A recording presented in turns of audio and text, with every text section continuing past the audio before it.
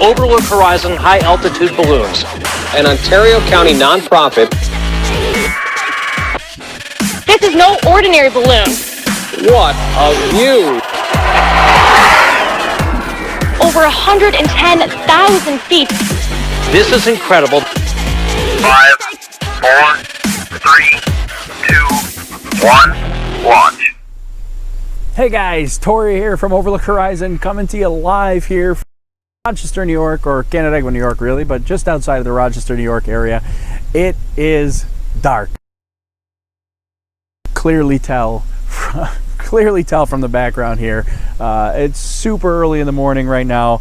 It's 3:38 Eastern time, middle of the night here. We got a special one tonight, but I expected it to be a little bit quiet. I'm actually pleasantly surprised at how many people are tuning in here to hang out with us for a little bit and check out the launch here. So we got a bunch of people watching on Periscope, so hello to all the Periscope people. I saw some of our regulars over on YouTube. I saw Alex Ziggyful getting in the comments already.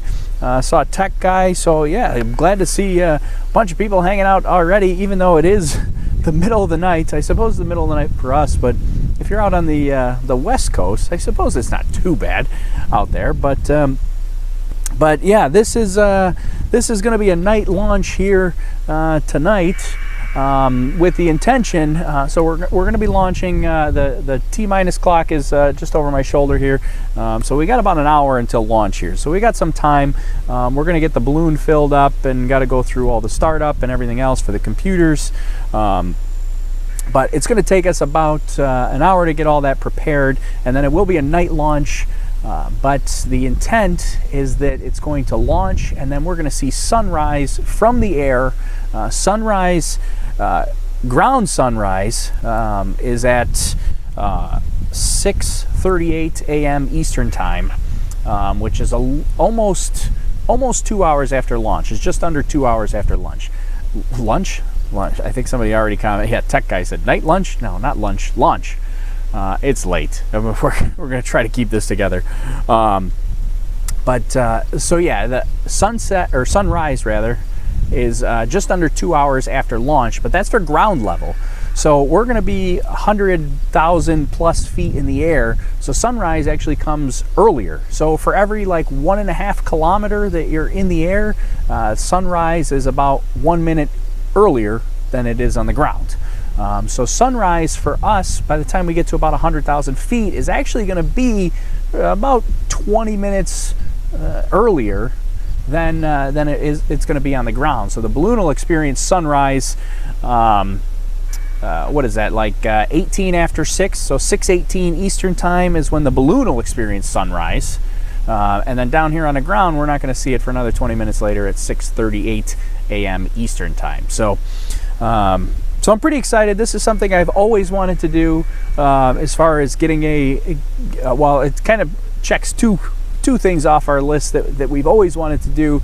One is a night launch and two is a sunrise launch. So this pretty much is going to cover both of those, because I really have no idea how the cameras are going to perform from a night launch standpoint. I mean, we could get just complete darkness. There could be nothing for, the first 30 or 45 minutes of the flight. But I don't know. We got to try it, and we'll see what we come up with. So the good thing is we're not going to be in the air for too long while it's dark. The sun will be coming up pretty quickly. I think the start of twilight hours is at like 5:11, so it's only like 20 minutes after we launch is when the start of twilight. So we'll start to gradually get some more and more light into the picture. So it's not up for very long in complete darkness. And obviously you're not going to be able to see it, but if you pick a day to do a night launch, this is like the perfect day. We got crystal clear skies. There's not, well, hard to tell because now I got the broadcast lights in my face, but when I was not in front of the lights, it was perfectly clear. You could see every star in the sky. The moon is absolutely huge. We had moonrise just about 2 hours ago. It's getting smaller now, but it looked absolutely huge in the sky. Always looks small on camera though, so we'll see how that looks. So so I see CR Top on Facebook. Hey bud, hey C, thanks for joining us. Whole bunch of comments on the Periscope. Our bro says, what are we launching? So we're gonna launch our regular camera payload today. So it's gonna look, it's attached here to power. Let me see if I can get it without detaching it here. So it looks something like this. It's got 2 cameras, one on each side, or I'm sorry, 3 cameras, one on each side, one here, and another one over here. And then there's a 3rd camera up on top, right here by my thumb. That 3rd camera will face the balloon the entire time and get hopefully some good shots of the balloon burst. So 3 cameras, and something else that's new here, I'm not going to turn the ones that are on there, but because we are launching at night, we've got some new fancy lights that will be on board here. So so these strobe lights will be on board for our night launch as well. That's something new for us. But that's what's launching, along with our regular flight tracking computer and our secondary backup flight tracking computer and our 3rd GPS system. So we got 3 tracking systems on board. So so that's what we're launching.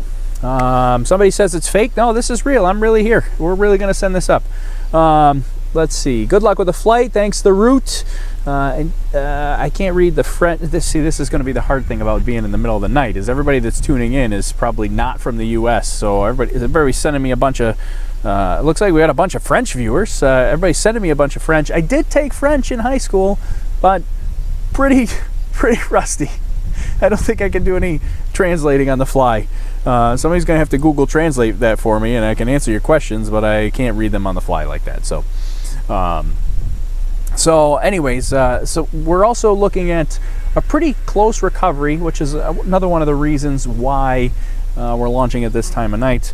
It started with the flight path, and then the flight path just happened to be early in the morning. We could have done it a little bit later, but we were so early in the morning, it was like, well, why don't we just do the sunrise flight and we'll just go for it. So here's what our flight path looks like today. So we are in Canandaigua at Canandaigua Academy here. So the dot on the far left side, that's our launch site. So it's a little bit confusing because the paths kind of come and connect. So you're going to actually see, we're going to travel to the east, then we take a little bit of a northeast, and then we kind of make this big whoop, come right around, and it's going to make a big 180 there and come back to the west. And then depending on how high we get in altitude, this burst that I put in, so that the little burst icon, I'm not sure if you can tell that that's a burst icon, but that burst icon is assuming that we get to 33,000 meters in altitude, which is about 108,000 feet, somewhere in there. That's what we're expecting, 33,000 meters. That would be that would be normal for this size balloon, this payload weight. So 33 kilometers is what we're expecting. That's where that burst is. If we're going to do a slow ascent rate today, so a little bit slower than normal, with the intent of trying to go higher. So if you slow the ascent rate, you put less helium in the balloon, that will cause it to go higher in altitude, usually. We'll see how that works out. So we're doing a little bit of slower ascent rate, so hopefully we get a little higher and maybe even get to like 34 kilometers, which will push that burst further towards the west, and then the landing site, which is the green dot, the landing site will also push towards the west as well. If we burst early, that landing site is going to push towards the east, which I didn't even think about taking a picture of it, but there's if you look at the satellite map, there is a huge forest just north of Seneca Lake, which is the lake on the right hand side of our flight path there. So pretty much right where that 180 loop is, or I guess it's this way, and if I do it reverse, pretty much right at the peak of that 180 loop is right where there's a big forest. We want to stay out of that big forest, so we're going to try. So ideally we want to have a high burst so it will push back towards the west and then land somewhere safe. that's the idea. That's what we're hoping for. We'll see how that goes. But you know, this is as I mentioned every time during our flights, this is one possible flight path out of many possibilities. This is just to give you the idea or the shape of what we should see today. As far as the actual landing goes, it could be pretty much anywhere in this blob here. You know, obviously the red zone being the most concentrated flight path options are in there. Then it gets less and less as you get into the yellows and the greens, but we've landed in yellows, we've landed in greens, so can't completely rule those out. Certainly possible to land in the yellow and the green as well, but landing in the red would be fantastic today. And actually the latest flight prediction, so this one was from like 9 o'clock last night, so it was about 6 hours ago, but the new prediction actually pushed that just a tiny bit further south. So that whole blob there kind of just shifts down to the south a little bit in the new updated prediction, which just came out a little while ago, but I didn't have enough time to put together new images for the broadcast. So it's pretty much the same as this, just a little tiny bit to the south. Let's see. The route says we know you aim for the trees, as does my Melly. They think we aim for the trees. I really don't want to aim for the trees. I hate tree recoveries. I feel like we're due for a recovery in a nice open field. We'll see, especially because I'm by myself today, which is another new development. I am by myself. For some reason, I couldn't get the rest of the team. The rest of the team didn't want to get up and launch a balloon at 3 o'clock in the morning. Imagine that. So yeah, I'm here by myself. Got everything up and running. It should be all right. The winds are very light. That'll make it easy to inflate the balloon. Hopefully, they're very light, but a little bit breezier than I would have liked for being by myself. So we'll see how that goes. So that's what we're looking at. We are now under an hour, 57 minutes here till launch. Really getting down to it. I am going to start filling the balloon. So normally we would do that at T-minus 55 minutes. I'm going to get a jump on it just a couple minutes ahead of time, just because I am by myself. And also, big concern for this morning, humidity right now. It's like 99% humidity. I feel like I could just cut through the air. 99% humidity. It's getting water all over everything. Like my computer's got water on it, the payload's got water on it, the box, everything's got condensation everywhere, which is not real good. And particularly, I'm worried about the balloon itself getting water on it, which it's going to happen. I don't really know how to avoid that at this point. So the balloon is going to get water on it when we fill it. Hopefully that's not a big problem. And then the bigger concern is when I go to seal the payload, I'm using packaging tape, but there's water all over the payload right now, just condensation everywhere. So I don't know how well that packaging tape is good. It's not really going to be an issue because, I mean, the packaging tape isn't really critical to holding the payload. It's just keeps it a little better thermally insulated if that top is on tight. So that's the idea here. So anyways, I don't know, let me see, will this reach? Do I have to take my microphone off? Oh yeah, this will reach. So I'm not even going to take my microphone off unless I have to go move somewhere. I'm going to leave the microphone right on. That way, because I am by myself, I'm probably going to talk to myself.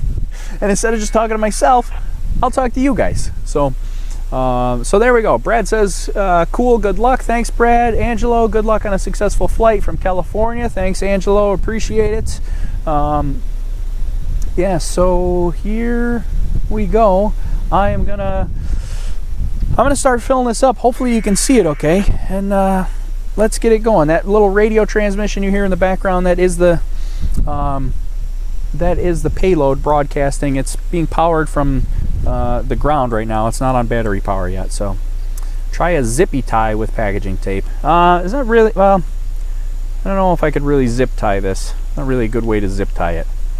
I don't know, we'll have to see. We're gonna see when it comes time to close that. So all right, I said I was gonna start early, but apparently I didn't, because now we're at 55 minutes. So so now we're gonna get started, and I gotta start the cameras up anyways. Here we got some other some little GoPros here that I want to make sure are started. I almost always forget to start these cameras, but I remembered on the last flight, and now thankfully I'm remembering on this one as well. So I get those recording so that when I put the video together later, then you actually get some footage of the inflation. All right, now the hard part. This thing is soaking wet. This ought to be fun. Let's see how the tarp is soaked. Everything's soaked. The box for the glove is soaked. It is just so humid. It's supposed to be today it's supposed to be like 92 degrees or something like that, with like crazy humidity, so it's going to be a hot one. Right now it's only about, I think last I checked it was like 74, something like that, so it's pretty comfortable right now. Not too bad. So we'll see how this turns out in the end. All right, so putting on gloves, that's going to protect the balloon. Generally you don't want to get your oils on the balloon, although generally you also don't want to get water all over the balloon, but not really anything I'm going to be able to do about that. So now we gotta get all the safety lines and the payload lines and get everything on there. Now it's going to be our first water test here, because I'm going to have to get, well, I guess we're going to get the balloon out. So today we're flying a, sorry, you guys are kind of just looking at my back here, but it is what it is. It's so dark I can't see what I'm doing. Let's see, we want, got a couple balloons in here. Yeah, we want that one. That's a 1,500 gram balloon, 1500. That's the largest balloon in our arsenal that we use. They do make larger balloons. We just don't have an adapter for filling the larger balloons, because larger than 1,500 grams, the neck of the balloon gets a little wider, so we would need a different inflation adapter to do that. So all right, oh, I can see the stars again now. I told you I couldn't see the stars when I was sitting in front of the broadcast light, but I can see them now. Let's see, how far can I go with this microphone? Oh, I can go pretty far actually. Okay, I get this, I really don't want to get this wet, but I guess it's happening. I'm gonna try. There's a little bit of a dry spot like over here that I'm gonna try to roll this out to. It's, well, as I get closer, I don't know if you could really call it a dry spot. It's just a spot that's not as wet as the rest of the thing.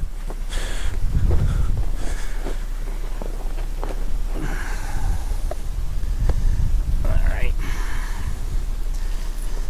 So there. Balloon's on the inflator. Here's our first test of the water, because we got to tape this.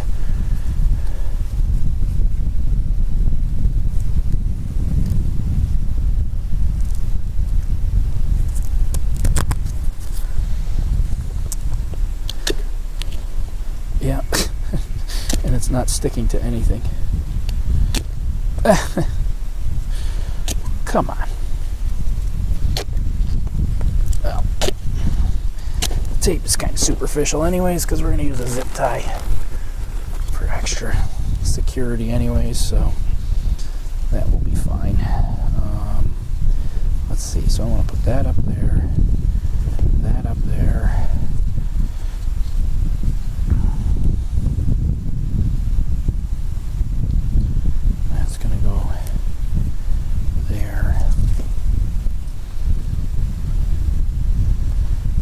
This, and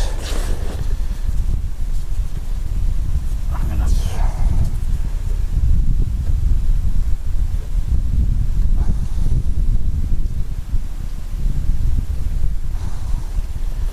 all right, there we go, that should do it. Now we gotta zip it into place. All right, zip ties on. Okay. Now we're going to open up the helium. Should be about 100. It's going to be loud.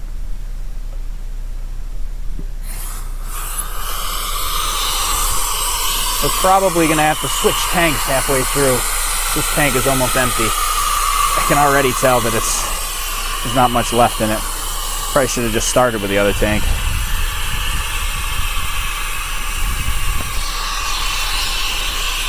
I was hoping it would at least get off the ground with this tank, but I don't think it's going to even do that.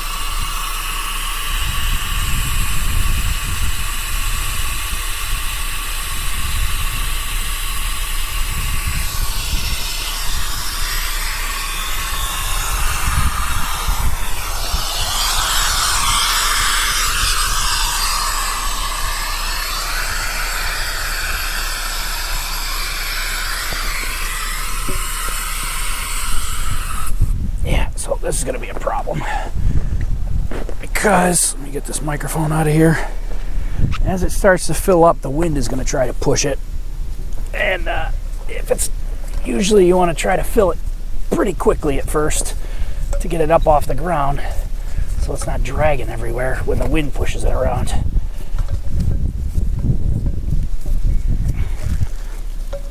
So I'm going to go ahead and switch now. It's just not filling fast enough.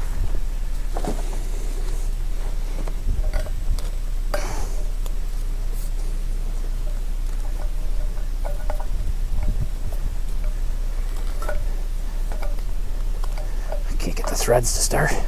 Come on. Get in there. Okay, what's the problem here?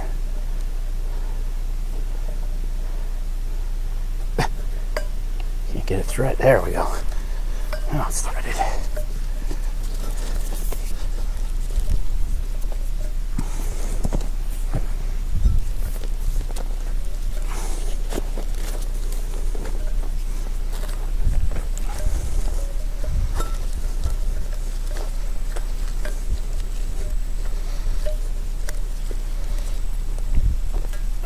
The problem with changing tanks like this in the middle of filling is that the whole hose gets all twisted too, which I don't really like, but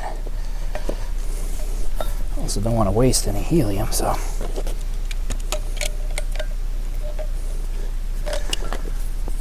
All right, how twisted do we get? Oh, my microphone is caught. How are we doing on time? 47 minutes. All right, let's see if we can get this in the air at least. Oh, the balloon's twisted now. That's not good. You can't start it up like that. That should be better.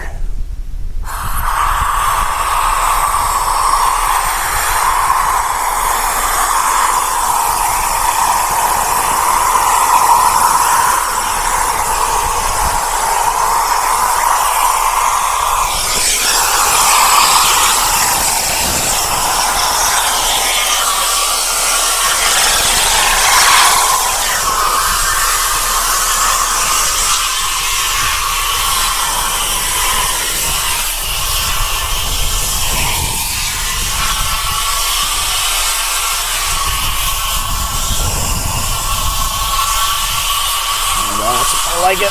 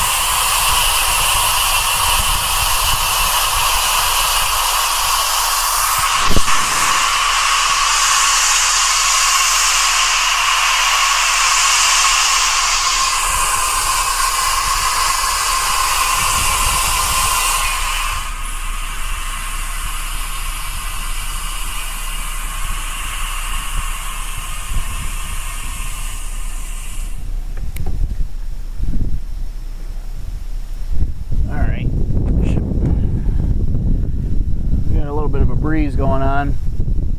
So the question is that really full, or are we getting aerodynamic lift? It seems like it's full to me. Although it keeps coming back down, which I don't like.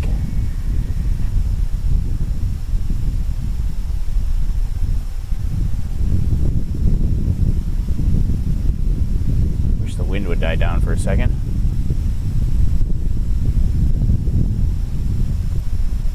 It seems like it's lifting that, right? What do you guys think? See, oh, it comes back down again.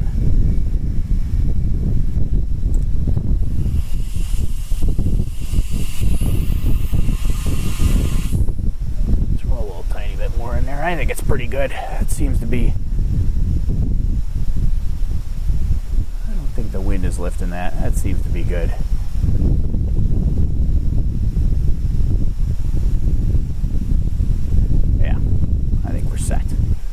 All right, the thing's covered in water, which sucks, but I don't know how you avoid that other than trying to do it inside. So, all right, let's get this thing sealed off here now.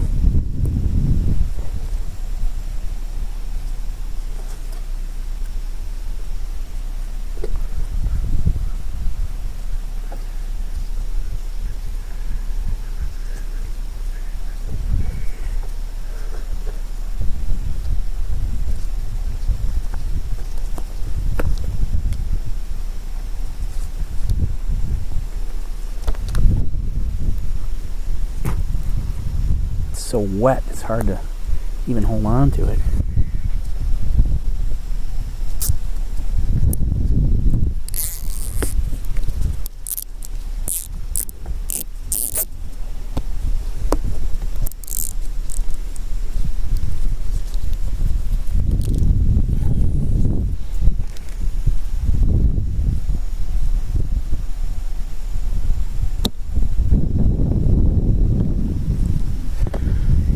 So we got one zip tie on with a safety line. We're going to cut this off.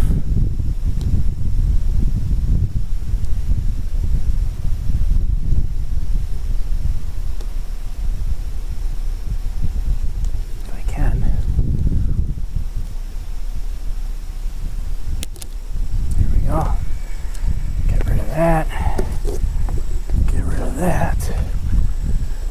All right. This is going to be exciting here. I'm going to make sure the balloon doesn't fly away on its own before I'm ready.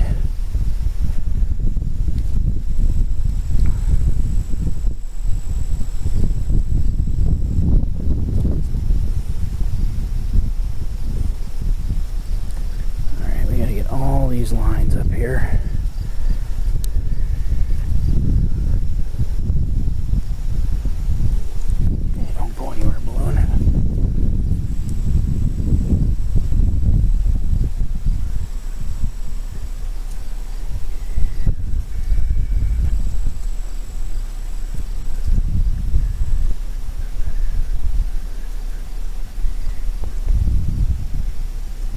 Everything. I'm missing something. I'm missing this one.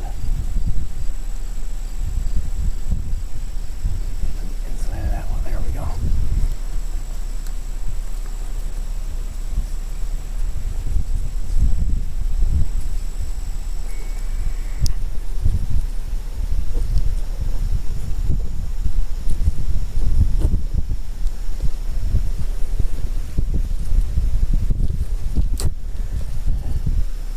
Is so wet. This is so hard.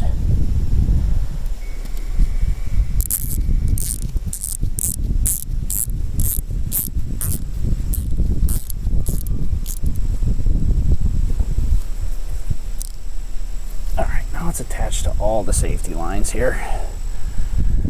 So it shouldn't really go anywhere.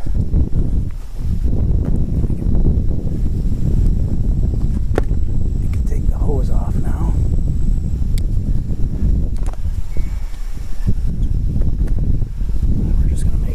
prettier here. A little more secure. Get that like that.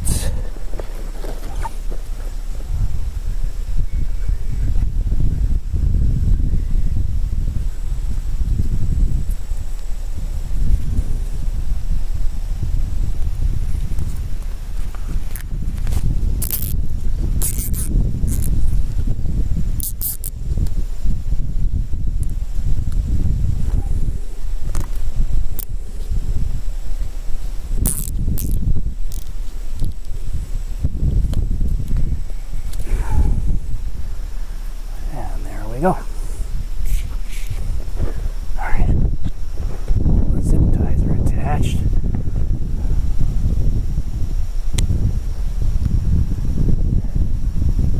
Should be on there pretty well.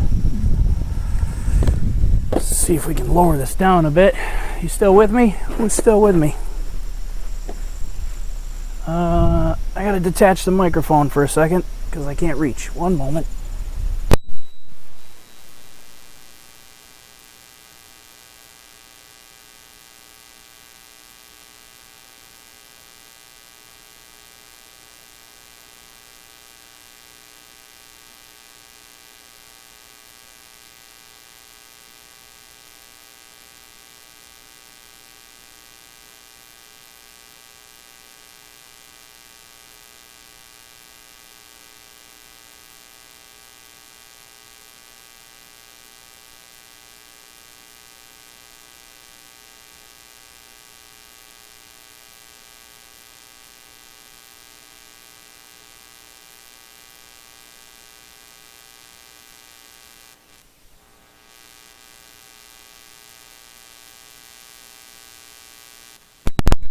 Okay, that wasn't great, but it wasn't terrible. I'm not done yet though. I still got to put electrical tape on there. So let me get that done. Alex Siggyful said, did you have a balloon burst while you were filling it? We did not have one while we were filling it. We did have one burst after we filled it, and we had it anchored like this. So don't jinx us. All right, so we got to get, I'm just going to throw some electrical tape on here, and really that's just for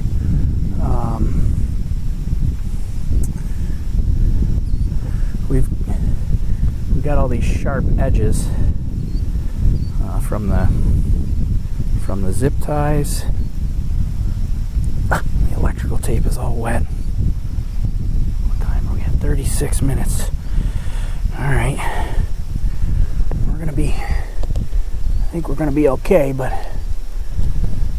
it's gonna be a struggle, especially since this electrical tape is so wet. It's just not doing anything.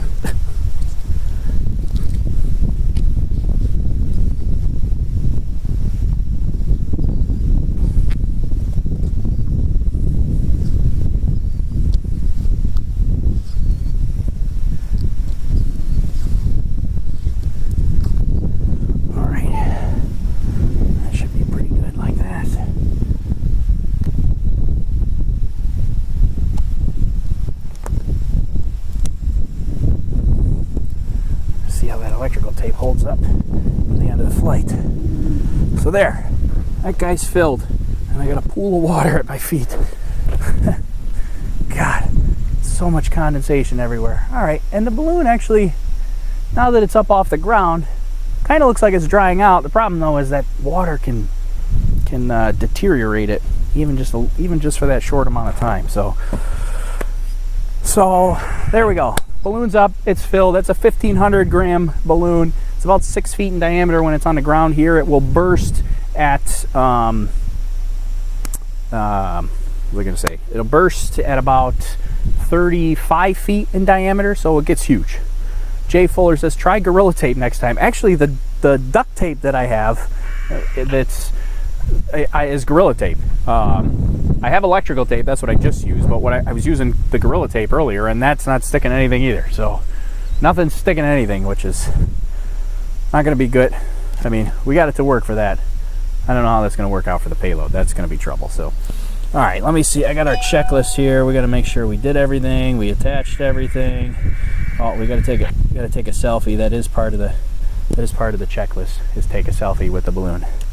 So you guys all get to hang out and watch me take a selfie. Here we go. What's my best side? What's the best angle here, right? We got to get the balloon in it, right? If we're gonna take a selfie.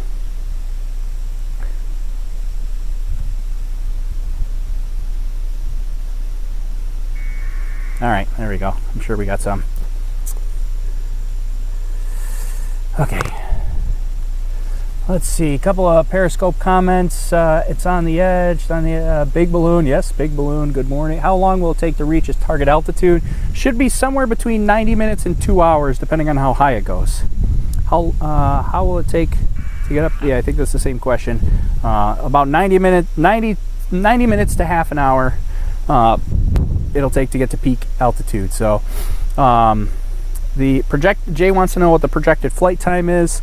That's if it reaches the target altitude, should be about 2 hours and 45 minutes.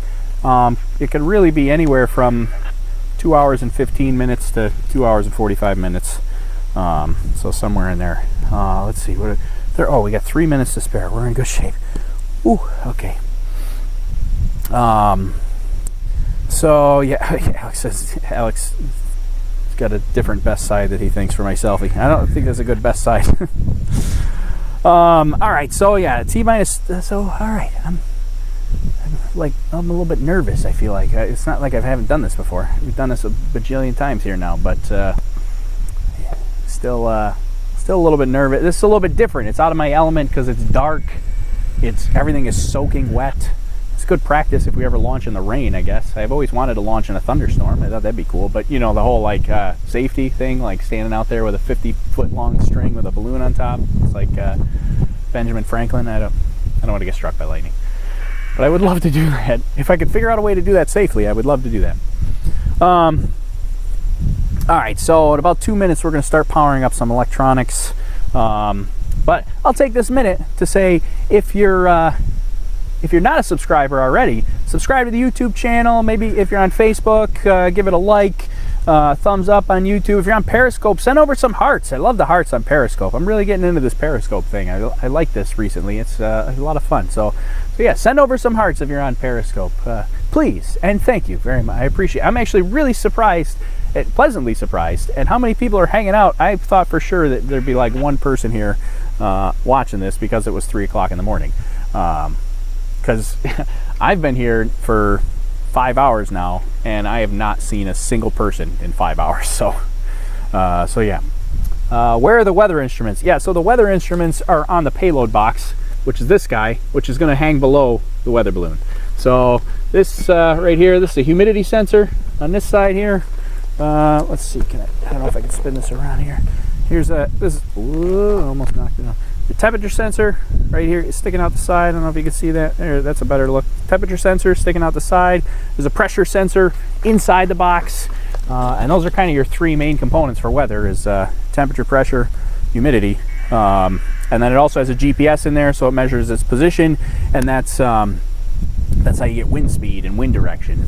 The GPS position it knows that it was here and now it was here, so it knows how fast it traveled and which direction it traveled in. So there's your wind speed and wind direction. So hey, Gregorius, our YouTube moderator, coming in to join us. Hey, glad you could join us. Glad you made it here. So we got the balloon filled up. We're just getting into powering on electronics. So first thing we're going to do is power on the micro payload. That's our secondary tracking system. I've been having all kinds of problems with this staying powered on, so we'll see how that goes here. Hopefully that's good to go. So there's the micro payload is now powered on. I got microphone cables all at my feet here. I'm gonna move that. I really do need a wireless mic. I have a wireless mic. I just haven't tested it haven't had time to actually test it with the broadcast and everything else. So yeah, all these tracking systems, they'll be live. We'll show a live map here in just a little when we actually launch. But overlookhorizon.com/map is where you can actually track this live. you can follow along with the flight and see where it is the whole time. See how we do here today. So I've got the secondary tracking system up and running. We're going to get the third tracking system here up and running in just a second. I'm doing it right now. Got that. This one takes a little bit to get it going. Meanwhile, we're waiting to see if the secondary tracking system gets a good GPS signal. I'm not sure if Alex Ziggyful is being sincere or making fun of me. He said, you missed all of Tori's witty banter and whining that he's all alone out there. Are you saying my banter was not witty? Is that what you're saying? Why does it have to be launched in the early morning hours? Well, it doesn't. It's a question on from Muppet 200. It doesn't really have to be launched in the early morning hours, but this particular flight path, which we showed earlier, we can take a look real quick while I'm powering this stuff on here. This is the flight path that came up. If you waited longer in the day, then this flight path wouldn't be as close to home. It's the trend for today's wind is the later in the day it goes, this whole flight path shifts further north and then starts to elongate. So it just means that we have to go farther to go recover it. So I always like the ones that are close to home for recovery, because it's if it does get stuck in a tree or something like that, then we're nearby for tools or extra help or extra people or any of that kind of stuff. So so that's always nice. Oh, bug. Wow, flew right in my mouth.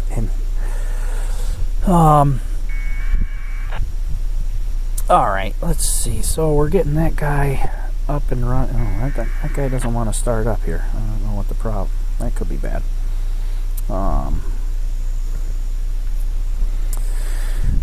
Let's see. All right. Well, while I'm waiting on that, we'll see. We'll come back to that. Verify that's up and running. Verify radio reception. Let me do that. Oh yeah, it looks like primary is tracking. Secondary is also tracking. So that's good news. Everything's good there. We're gonna have to switch the primary computer to battery power here shortly. Let's see, have you ever put a camera on it? Yeah, we have 3 cameras on board today. So there are 3 cameras on board. There are 2 facing out the sides, and there's 1 that's going to face up at the balloon. So 3 cameras on board today. We don't get live footage from the actual balloon itself while it's flying. We got to recover it to get the video footage. So I hate to disappoint you. There will not be live footage from the balloon itself. We'll see all the statistics and the flight tracking and stuff like that. But we don't get live footage. You gotta subscribe or follow us on Twitter at OLHZN or on Facebook. I think the question came from Facebook, from Brad on Facebook. Yeah, follow us on Facebook. We'll have photos and videos and stuff like that up. At least photos up today. All right, this is a problem.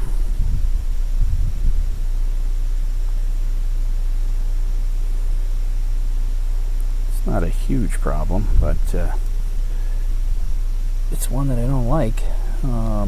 It's not going to hold us up, but 25, what do I got? I got a couple minutes to spare here.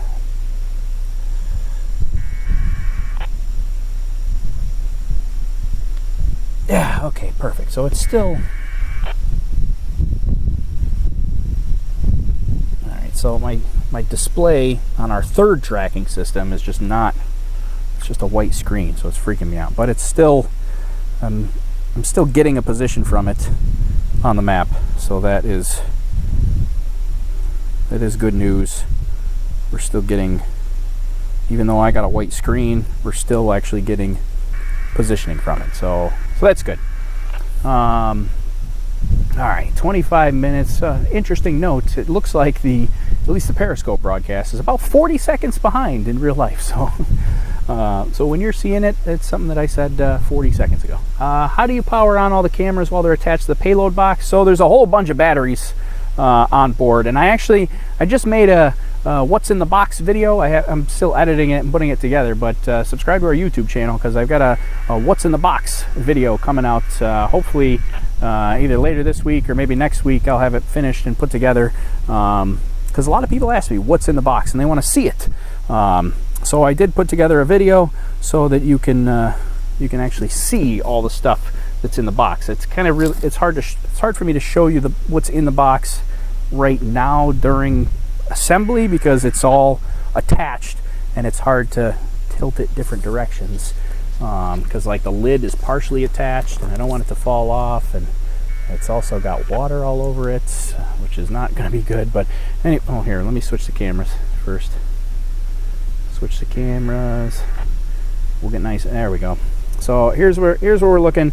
One camera on the side here, one camera on the top right here by my fingers, and there's another camera on this side here, that little black circle, another camera there. So 3 cameras on board, GPS on board, temperature sensor, pressure, humidity, collecting all the weather data, and then new for this flight, because we are flying at night, is our new strobe lights. So these will also be on board as well, just because it's a night flight. Not this one in particular, this is extra, but I wanted to have the extra one so I could show you and not waste the batteries on the real ones. So where are you launching from? So this is Canandaigua Academy, which is a small town just outside of Rochester, New York.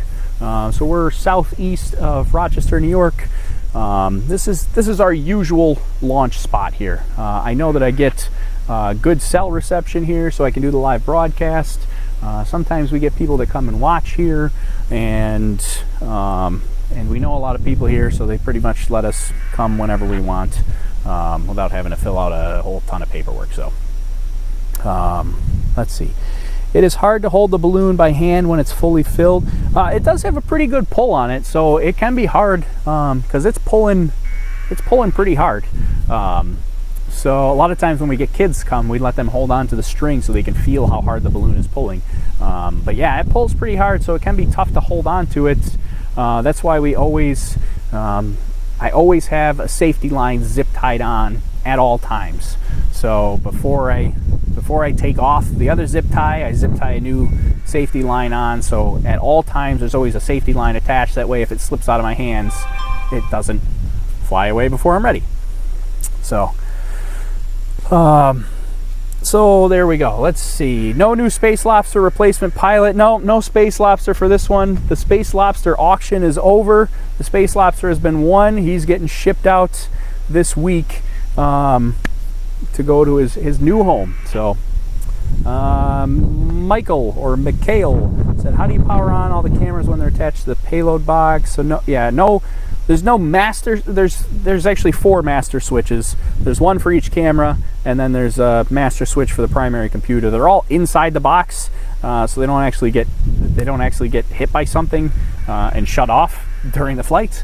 So yeah, they're inside the box. It's pretty easy to turn on. There's 4 switches, one for each camera, and the main tracking system, and that lets us do a couple things. One, we can power on each camera individually and make sure each one's recording, and then we have the flight system. Oh, and the other thing I was going to say is we can remove cameras. We don't have to fly 3. We can fly 1 or 2 or 3 or none. And so having those individual switches, we can kind of customize it a little bit. So when the balloon pops, is there a parachute? Yes, we got a bright orange parachute. You'll see it when I start to walk the balloon up a little bit higher. You'll see the parachute. So it's about 50 feet total from the balloon down to this box. There's 50 feet of basically kite string. I got to start powering this up. And then the parachute is about 15 feet above the payload box. All right, we're going to power this up. You're going to hear some tones here. This is the primary flight computer. It's very loud. So it's powered on, and now it's going to acquire GPS signal.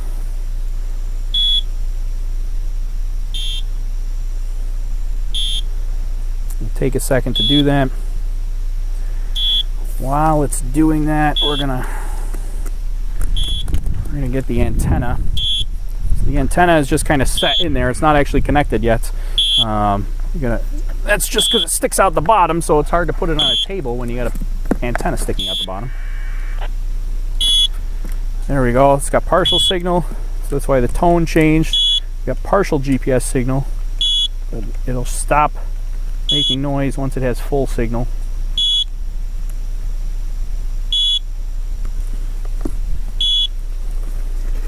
Still going. Just waiting on that full signal.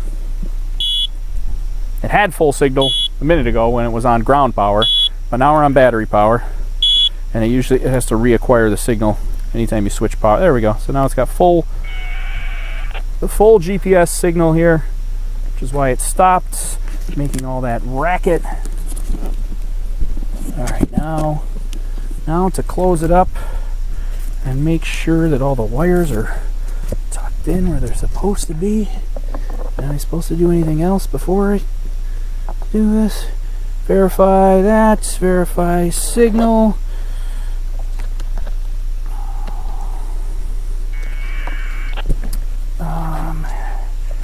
Yeah, actually the next thing I have to do is, let's see, where am I going to put this so it doesn't fall? This is the tough part when you're by yourself. Alright, we're going to set this right here like this. Okay, the next thing, I need my checklist here. Because the next thing I have to do is call the FAA. So this is actually not required, but we coordinate pretty closely with them, and they actually like that we do this. So I'm going to make a quick phone call to the FAA to let them know we're about to launch. And I'm going to mute the microphone while I do that. So just a moment.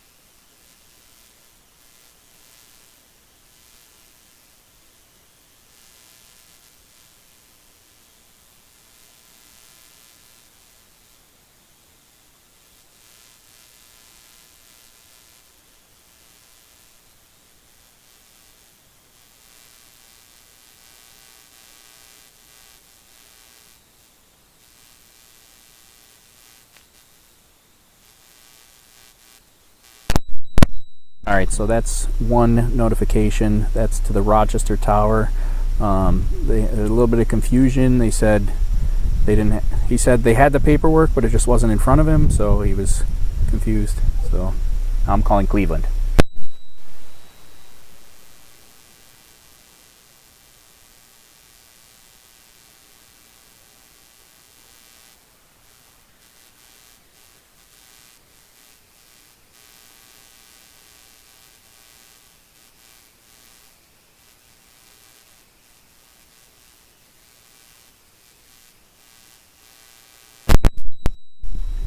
Okay, that one was easy. They just said, thanks, got it.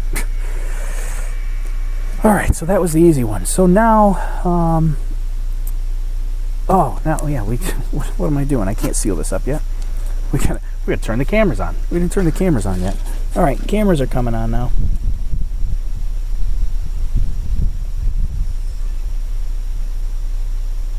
All right, there's one camera on.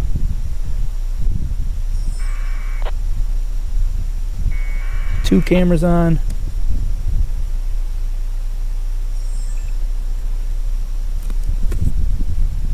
There we go. All three cameras are on and running. I almost sealed up the box before I turned the cameras on. That would have been bad. Okay, now the fun part is going to be how do we seal this? Oh, it's soaking wet. I'm going to kind of dry this off a bit with my shirt.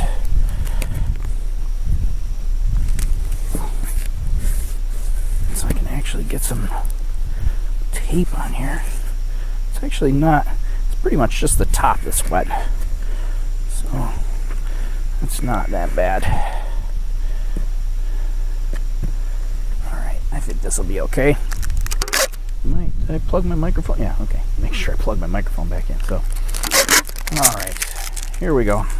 Just regular old packing tape here. Nothing crazy. Will it stick? It seems to be holding.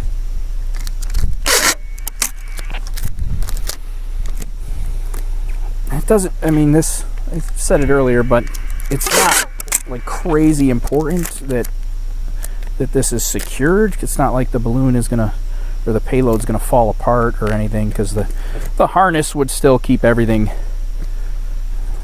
together.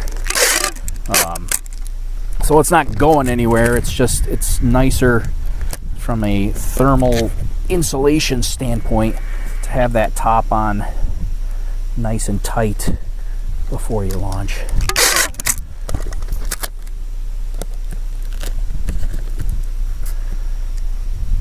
Let me just pull up my map. I do see some comments that you guys got coming through. I'm gonna, this is kind of crunch time, so I'll answer those in just a minute here. I feel like I'm not getting updates, so we at 12 minutes. I'm trying to look at my map here, make sure everything's updating as it's supposed to.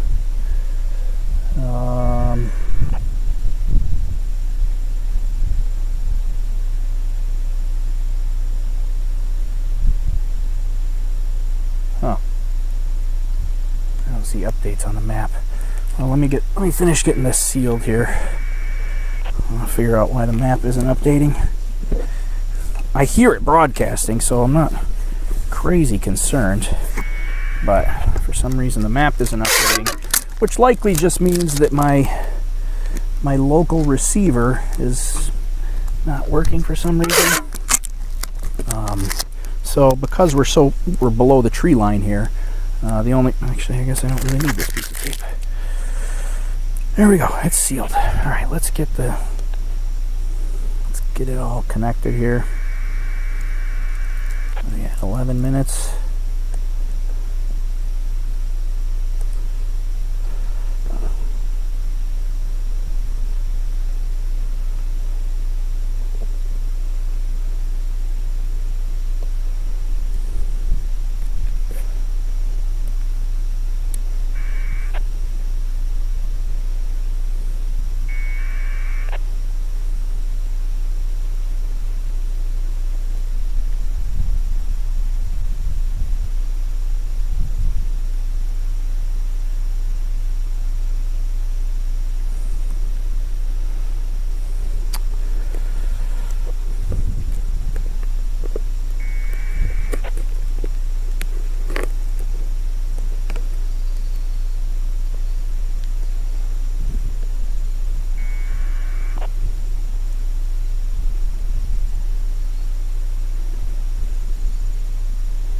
Get them all?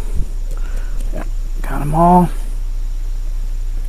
Alright, there we go. That's ready to fly. We also got to attach and there's a little, you're not going to be able to see this on the broadcast, but there's a little itty bitty tiny antenna for the secondary tracking system. And we just tape that on here right before launch just so it doesn't flap all over the place. Okay, so that's pretty much ready to go. What are we at? 10 minutes. So we got some time here. Secure module, attach module to harness. We're gonna have to turn the strobes on here in just a minute. I'm gonna attach this harness and then I'm gonna figure out why the map isn't updating. see if we can figure that out. Alright, so it's attached. This is the line that goes to the parachute and then eventually to the balloon that's already connected to the balloon. So, alright, let's see if I can figure this out real quick and get the map up and running.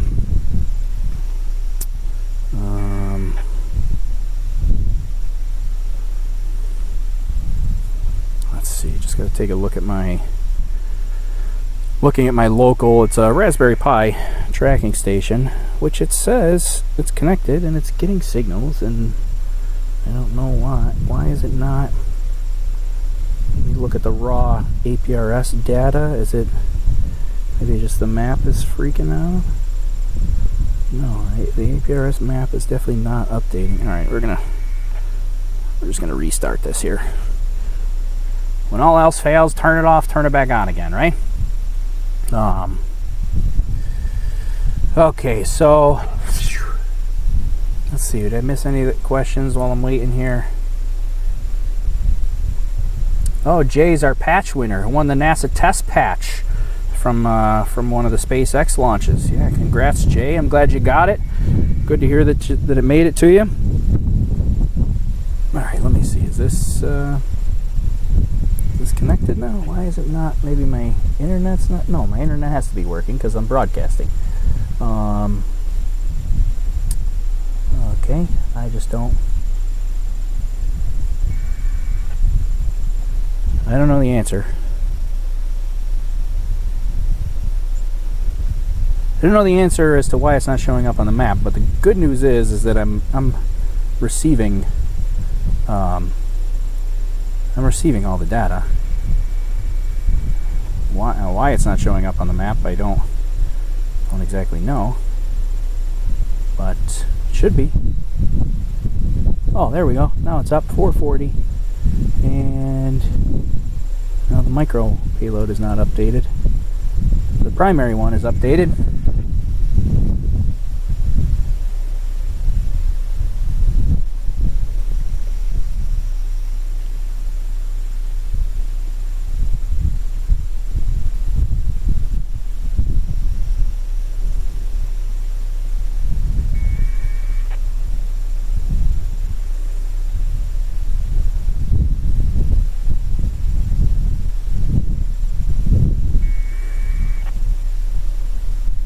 Making sure we got that. Make sure we didn't miss anything. Did all that. We're down to the home stretch here.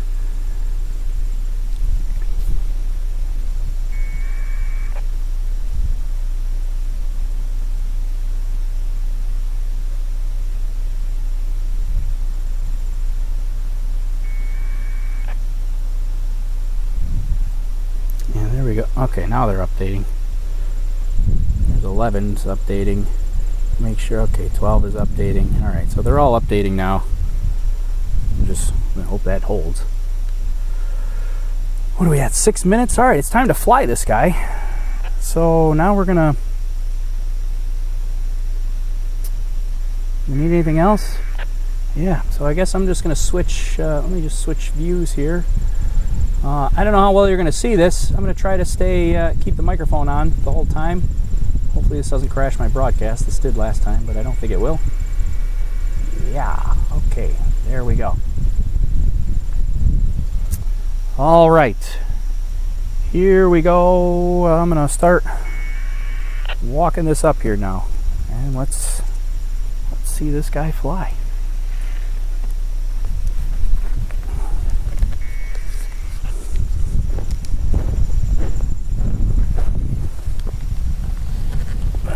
Set that very carefully and see if I can get my mic to not knock it. I'm going to turn this up so I can hear it better. All right, safety lines coming off. There's one.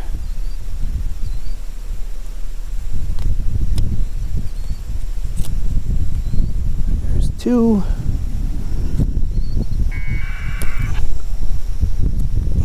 There's three. It is not attached to the safety lines anymore. Uh-oh. Oh boy. I didn't like the way that moved, but I think it just slipped down the... Yeah, it's just slipping on water. We're okay. It felt like it ripped.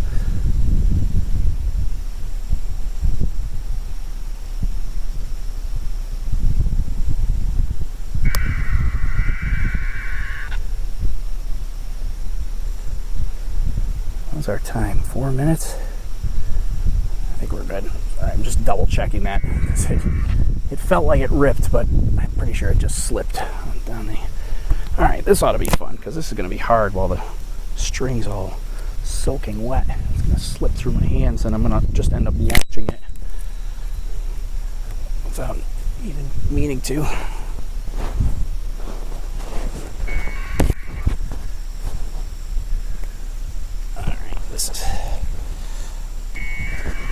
Everything's soaking wet. All right, it's going up. I think I can just stay right here because the wind is pretty calm. There's some trees right behind the camera that you guys can't see that I want to stay away from, but this is barely even moving, so I think we're in good shape. All right, there's the parachute for those that asked. Right there's the parachute, so there's about 30 feet between here and the balloon, and then it's another 15 feet down to the payload box here.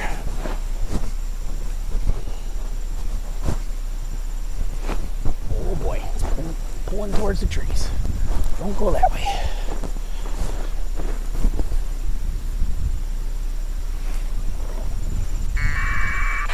There we go. All right. And there it is, with some time to spare. 2.5 minutes. Gives me a second to catch my breath here. Let's see. Keep away from the trees there, but I do want to get I'm gonna get my phone. Look at this, I can just hold the box right here. Just checking out the making sure the map is still updating, which it is. That's good news.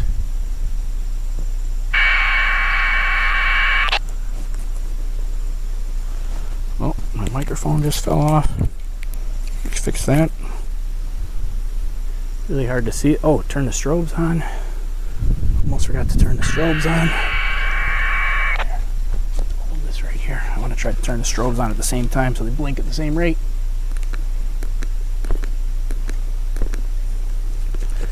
There they go. Strobes are on. Almost forgot that. There they go. You can see them. I wonder if how well I'll be able to see these from the ground.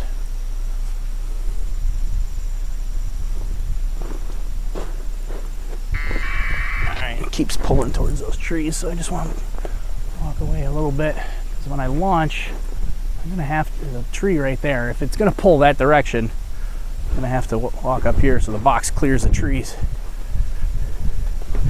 Maybe what I'll do is, I think I'm going to have to disconnect my mic right before launch. This is about as far as I can go right here. Under a minute. Here we go. Big night launch time. Beautiful clear sky. Beautiful crescent moon. I have no idea what the cameras are going to look like when we actually get this footage back. You know, being that it's pitch black out, but hopefully we get some cool images, at least of the sunrise, because it is going to get sunrise, so hopefully we get those great images at least from sunrise. Well, it's pulling that direction. 15, 14.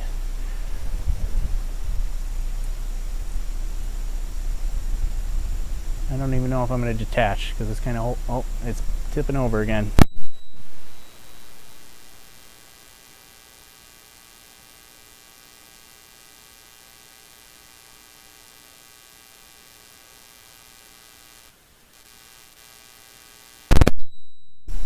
Couple seconds late, but we just barely cleared the tree, just by like a foot. but it's up there, and actually I can see those strobes really, really well, which I wasn't sure if I'd be able to see them from the ground, because they kind of just point out towards the side. But even from the ground, you can see those very well. That's actually really cool. I like that a lot.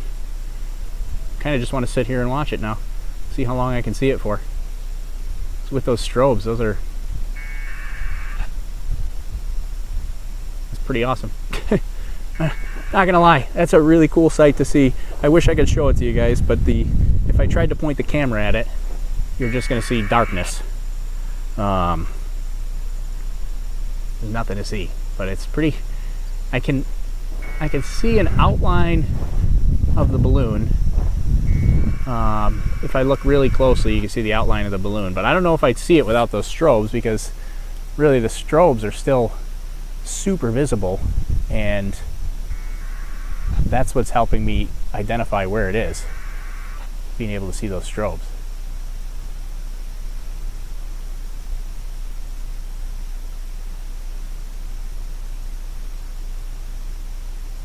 That's pretty cool. Sorry, I'm just kind of staring at it because that's really awesome. I like that a lot. I wish I could show it to you guys. So there we go. How's the tracking doing? Is it actually updating? Let's see. It looks like, well, your on-screen one is not updating. I don't know what the problem is there. Here, let's switch over to this map. Let's see if this one updates. Uh-oh. That's not good. This is what it did to me last time. This stupid software. It just crashed, and if I click on this OK message, it's going to close the broadcast. So I'm not going to click on the OK message, at least for a minute. And we'll see. I'm going to have to close it at some point so that I can end the broadcast. See, oh, I still see the strobes. They're still up there. What are we at altitude-wise?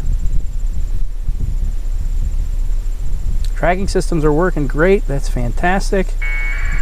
We're at 3,000 feet, and I still see those strobes really well.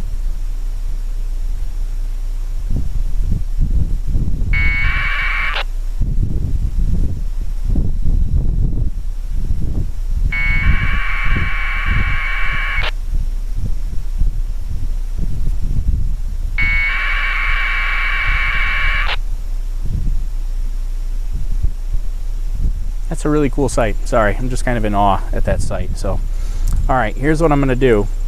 Well, I've got this opportunity here, brief opportunity. Yeah, Alex Ziggyful says you can all take a bathroom break while we restart. So, the YouTube channel, luckily, if it closes, so my live broadcast software crashed. I don't know what the problem is. This is really annoying, but it crashed, so it's showing me an error on the screen right now, and it says like click OK to close, which I can't do anything else other than click OK to close. So I'm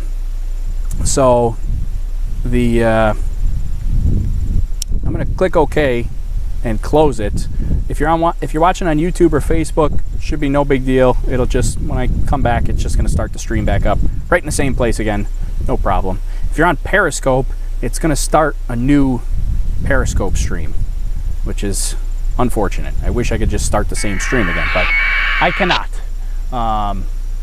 So I was looking to see if I could see the strobes still. I don't see them now, but oh, there they are. I see them. I'm looking in the wrong spot. That's crazy. How high up is that? And I'm still seeing those, and they're not even pointed. They're not even pointed like this direction, which is crazy. 5,000 feet. It's cool. They're pointed out to the side, and I'm still seeing them very, very easily from the ground, which is crazy. Okay, I'm gonna let this live broadcast software crash. I'm gonna click OK, let it close, and give me 2 seconds to. It'll close the software. I'll have to restart the software and then start the stream again. So give me 2 seconds. We'll do that, and then hopefully when I come back, we'll actually see a map of the we can watch the map on the screen. That's what I was trying to show you when it crashed. So I might test that before I start the stream again, just to see if I can get it to work without crashing. So, all right. So I'm gonna shut this down. Stick around. Starting a new stream in like 2 minutes. All right. Are we back? Are we back? Is this thing on? Hello? Is anybody there? Is anybody with me? Hopefully you got a good break in there. I think we're back. I assume we're back. But I got the map working. So hopefully we're back again. Yeah, looks like, well, at least on YouTube we're back. So hopefully Facebook is back as well. Yeah, it looks like Facebook is back. Good. Everything is back. All right. Fantastic. We're back. Okay. Sorry about that. I don't know. I use Wirecast for my broadcast software, and apparently Wirecast is wanting to have a fit today. So I don't know what's up with that. But there you go. So I'm gonna actually turn off. Let's see. We can turn off the. I got rid of the countdown timer there. I'm gonna turn off my countdown timer here. It's pretty much gonna give me a black background in the back here, and it's really just so I can see if I can see those strobes still. I still see them. That's crazy. 8,000 feet. I wasn't sure how well those would work. I still see it clear as day. That's insane. I'm like crazy super impressed that I still see those strobes. And it's like, I wish I could take I don't know, I could try to take a picture, but it's not going to come out very well. I can tell you that right now. Because it's like right next, oh, that's selfie mode. Yeah, there's no way. That's,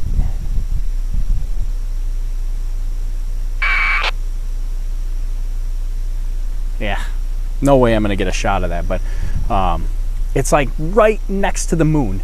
So, I don't know, can I show you this? Can I show you the moon? Here, let me see if I can tilt the camera up so you can maybe see the moon. Let me try this out here. Can you see? No, I can't tilt it up high enough. Oh, there it is. There's the moon. Looks so tiny.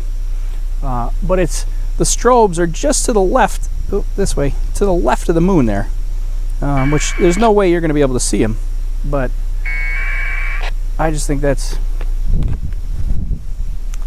pretty awesome how well you can see them. Oh, now I'm not in the frame anymore. I should have done that. There, let me a little bit back up. So yeah, it's kind of awesome that you can see those strobes so well. So,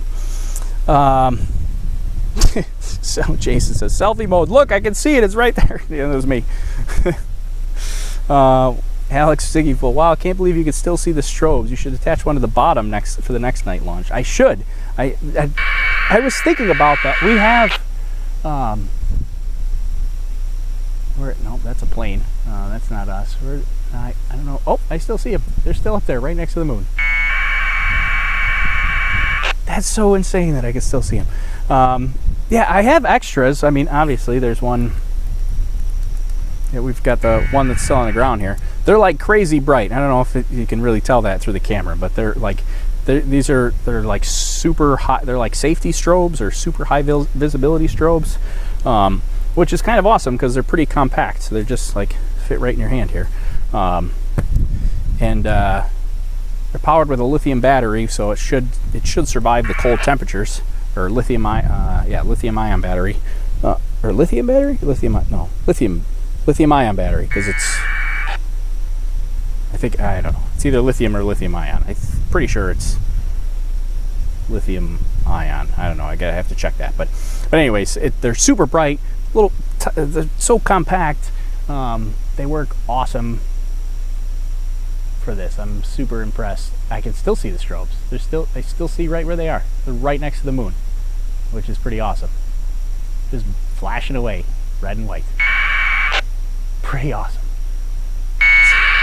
It's incredible that it's still so visible, and it's at 10,000 feet already. So what's our temperature?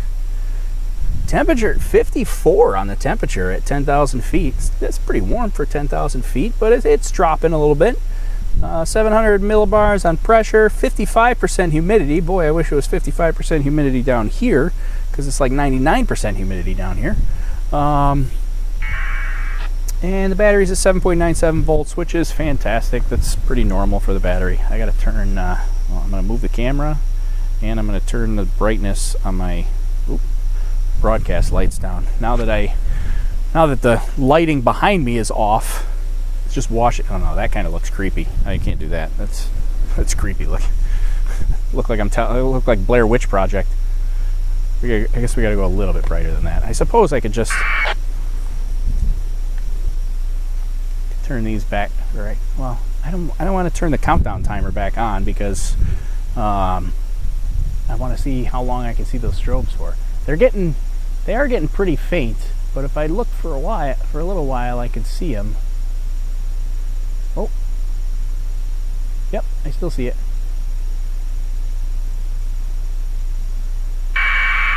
Yeah, crazy. Still flashing. Still pretty awesome. I still can't believe how well I can see those. So, I'm missing I'm missing the periscope people. I didn't pull up the new periscope broadcast myself. I almost got this whole live broadcast thing down. I finally got one composite page of all the comments, whether you're on YouTube or Facebook or Twitch or, well, and it's supposed to be or Periscope, but the or Periscope part is not working. I'm not getting it's not coming into my composite view, so I just have Periscope open separately. So and I just opened it, so my comments are all blank. So if you ask me a question on Periscope, send it over again, because I missed it. But yeah, I'm gonna chill here for a little while, and then I'm gonna book out of here a little bit. Jason says that the flashing is just some fireflies above me. Yeah, no, it really is the strobes. I'm telling you, because I can see the flash pattern. Because they do, I don't know if you can see that in the video, but they do this like, it's like beep-de-dee, beep-de-dee, beep-de-dee, beep-de-dee. I don't know if you can really tell that. Maybe if I you can kind of tell. Let's see, fly around 100,000 feet to 112,000 feet. Yeah, so that's about where we're expecting, is 100,000 feet to 112,000 feet. That's what JG Fuller is asking. Yeah, that's what we're expecting, somewhere in that range. The last flight with the Space Lobster actually came in super low at just over 100,000 feet. It's like 100,000 or almost 100,500 feet. Sounds confusing, but yeah, that one, that was kind of disappointing at how low it got. But I suspect that with having the Space Lobster on there, it was relatively heavy, but that's still kind of an early burst for a 1,500 gram balloon. So this one here, I'm hoping we're back to normal, and we get back to somewhere in like the 105 would be good, it'd be okay. 108, I'd be happy. 110, I'd be super excited. Anything over like 100, our personal record is 112,500 and something. That was during the solar eclipse last year. So that's our record. I really screwed up this camera here now, because now I'm not in the shot again. But yeah, our record's 112,500 something from the eclipse. So whoa, focus. What was I was going to say something on that topic also.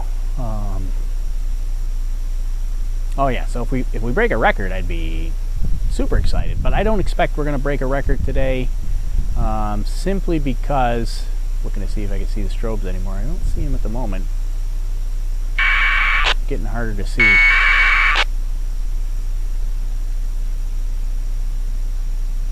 Now they're getting harder to differentiate between the strobes. And oh, I think I saw it. Yeah, I see it. Really, really tiny now. Really hard to differentiate between that and a tiny star. I can barely see it. 15,000 feet. That's pretty crazy. So yeah, Gordon says, heck of a job getting everything set up on your own. Yeah, thanks, Gordon. I appreciate it. I've had a little bit of practice at it, so we pretty much got it down pat. Luckily, our checklist is worked out very well timing wise. We've pretty much got that down pat, so it makes it super easy to put it together by myself. The key really is you got to have light winds. If you don't have light winds, then trying to seal the balloon and tie it off by yourself is an absolute nightmare. So when it's light winds like this, or if you can get some cover, so I actually have both. I have light winds and I'm in like a little alcove here. That's why I mentioned when I launched it, there's trees right behind me, and that's my wind block. So if you're going to launch by yourself, you got to have light winds and some sort of wind block, just to keep that balloon from going all over the place. We've launched, I don't know what the worst one was. It probably was Overlook Horizon 5 that we launched in like 20-mile-per-hour winds, and that was a disaster. I mean, it turned out to be the whole flight was kind of a disaster because it landed in power lines and the whole big mess. But Overlook Horizon 5, we launched in like 20-mile-per-hour winds, and trying to fill the balloon and keep it under control, but even once it was filled and tied, then trying to keep it under control and keep it from bouncing off the ground because the wind was blowing so hard the balloon would just blow over and bounce off the ground. We were like, oh my god. So yeah, that was kind of crazy. Let's see, Jay Fuller says he'd help, but he's on the West Coast. Well, I appreciate the offer at least. Fly to Mark says, is it tracked by ATC? Yes, it is tracked by air traffic control, which was actually kind of surprising to me. So our flights are using amateur radio broadcast, which is not something that ATC normally uses. They don't. I mean, it's not on their radar scope. It doesn't have an ADS-B transmitter on it, so it doesn't show up on their radar scope automatically. But the last couple times I've called, when I call the FAA before we launch, which is not required, but we do it anyways and they like it, but we call them ahead of time, give them the heads up before we launch. And even today, the guy at Cleveland Center, when I called and I said who I was and we were launching, he said, yep, I got the map up, you're all set. So that was, yeah, it's kind of cool. I wasn't sure how closely they would track it. I know, we send them all kinds of data, like how fast it's going to rise, where it's going to go, where the predicted landing is, which direction it's traveling. We send them the flight map, how heavy the payload is with the parachutes, and this one told them about the strobes, and we send them all kinds of information about the flights. But it was nice to know that they're actually tracking the live map itself. And on the last flight, so I also call when it lands and tell them the flight's on the ground. On the last flight, I called and I told him we were done. The flight was down for the day and we were done. And he asked me. He said, he goes, "Did it land in those trees there, or did it miss him?" And I was like, "No, it landed in the trees." So he knew right where it was when I called. So, and the Route 64 wants to know: do you have to get FAA clearance? No, you don't. You don't for this size flight. You don't need FAA clearance or permission or a waiver or anything. So this is what's considered a lightweight flight because it's under 4 pounds. It's under 4 pounds, so it's a lightweight flight.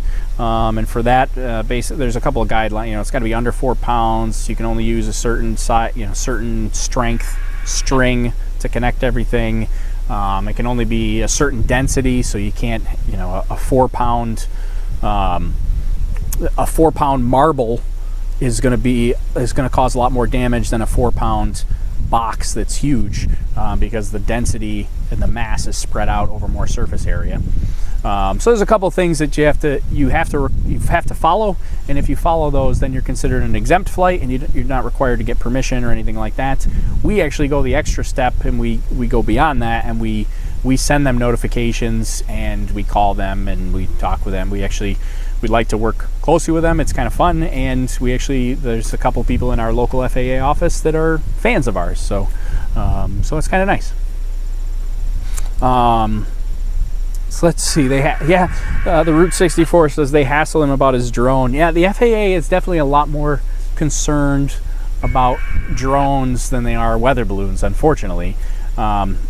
and the main reason, at least my interpretation of the main reason, is just because drones fly so low that if something happens at that altitude, there's not a lot of time to recover from that for an airplane. And drones also hover within or potentially could hover within the flight path. The weather balloon, it passes through the flight corridor very quickly. So if you think about it, it's only in the flight corridor for a few minutes. So what did we launched at 4:48, so we're about 20 minutes into flight, and we're at 20,000 feet. I mean, we're going to be through the main part of air traffic here in another 10 minutes, maybe 20 minutes. We'll be completely through the air traffic, and then they're not really worried about us anymore because now we're up too higher than the planes are. So, yeah. So somebody was asking about the prediction map. Yeah, we can pull that back up here. This hopefully when I come back to this map, it doesn't crash again. But yeah, so this is what we're looking at for our flight prediction. So the red dot on the left side, that's where I'm standing right now. That's where we launched. So it's going to do this little bit of a path, which I'm looking at the map on my other screen, and it's pretty much following that almost right on the money. It's pretty close. So so far it's following that path very closely. You know what I should pull up that I don't have right now? Let me see. I want to pull up, there's another mapping tool. If you're familiar with our balloons and stuff like that, there's a mapping tool called HabHub. The nice thing about the HabHub map is it will actually give me an ascent rate, and then I can compare what the actual ascent rate is from what we were going for, what we were trying to get. So, oh, I still see the strobes. That's crazy. They're further to the east now, and they're actually easier to see now because now they're not straight up. But I still see the strobes. 20,000 feet, I can still see our strobes. That is fantastic. I was not sure how well that was good. I'm so excited about that. That's crazy. I can still see them. And it's at, what did I say, 20,000 feet we're at almost. So anyways, this is our flight path prediction. The final landing site, when you get these loop backs like this, when you get the big 180 turn, is really going to depend on what altitude that burst happens at. So if burst happens super early, then that landing zone is going to shift to the east. If burst happens late and it goes really high, then burst is going to happen further to the west. So that's really what's going to shift us right there is when that burst actually happens, and that's the key. That's what I'm looking at. And you don't see it on this map. I mentioned it earlier, but right over Seneca Lake, which is the lake that's right here. This is Seneca Lake here. Right just to the north of that, pretty much right where that loop part is of our flight path, where it loops around like this, there's a big forest right there. We want to stay out of that. So a really early burst would cause us to head closer to that forest, which I'm trying to stay out of. The forest is actually like, I was running a whole bunch of flight predictions, and the landing spot is like just on the north side of the forest, so it's possible that it could even miss the forest, like land. It could land east-west in the same spot as the forest, but if it goes just a little bit further north, it might miss it. But we'll see what happens. This is the fun part, like watching it and seeing what's going to happen. It's not fun when it lands in a tree, but I don't know. I have fun following it until it bursts and that prediction comes up and it shows me that it's going to land in trees. So I feel like we're due for a field landing here. So everybody cross your fingers. Maybe send over a like on YouTube or hit some hearts on Periscope if you want to see a landing in a nice open field so Tori has a nice easy recovery. So yeah, that's what we're hoping for. So send over some hearts. It'll mean some good vibes for landing in a big open field. Can I still see the strobe? I don't remember where it was last time I looked. I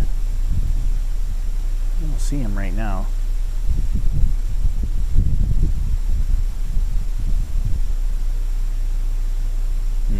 I don't see the strobes at the moment, but I'm not sure where I should be looking. All right, a couple more questions.